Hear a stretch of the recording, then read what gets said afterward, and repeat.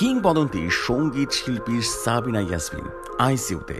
কিংবদন্তির সঙ্গীত শিল্পী সাবিনা ইয়াসমিন দীর্ঘ ৩.৫ মাস সিঙ্গাপুর জেনারেল হাসপাতালে চিকিৎসাধীন থাকার পর গত বছরের ৩১ মে বাংলাদেশে ফিরেছেন তিনি।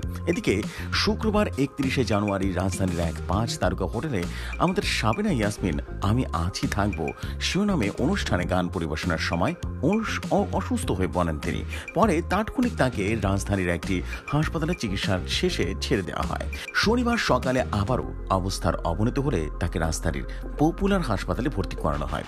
সেখানে তাকে ইনসেন্টিভ কেয়ার ইউনিটে অর্থাৎ আইসিইউতে রাখা হয়েছে।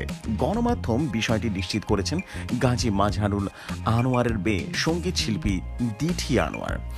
প্রসঙ্গত, সাবিনা ইয়াসমিন একজন বাংলাদেশি নেপথ্যে সঙ্গীত শিল্পী। বাংলাদেশের চলচ্চিত্রের গানের পাশাপাশি তিনি দেশাত্মবোধক গান করতে অনেক বেশি পছন্দ করেন এবং বিভিন্ন আঙ্গিকের সুরে গান গেয়ে নিজেকে দেশের অন্যতম সেরা শিল্পী হিসেবে প্রতিষ্ঠিত করেছেন। চলচ্চিত্রের গানের কণ্ঠ দিয়ে তিনি 14টি চলচ্চিত্র পুরস্কার এবং 6টি বাচসাস পুরস্কার অর্জন করেছেন। শিল্পকলার সঙ্গীত শাখায় অবদানের জন্য বাংলাদেশের সরকার তাকে 1984 সালে দ্বিতীয় সর্বোচ্চ বেসামরিক রাষ্ট্রীয় সম্মাননা 21 পদক এবং 1996 সালের সর্বোচ্চ বেসামরিক রাষ্ট্রীয় সম্মাননা স্বাধীনতা পুরস্কার ভূষিত করেন। এমনই সব ভাইরাল নিউজ পেতে রেডিও শহরের সাথেই থাকুন।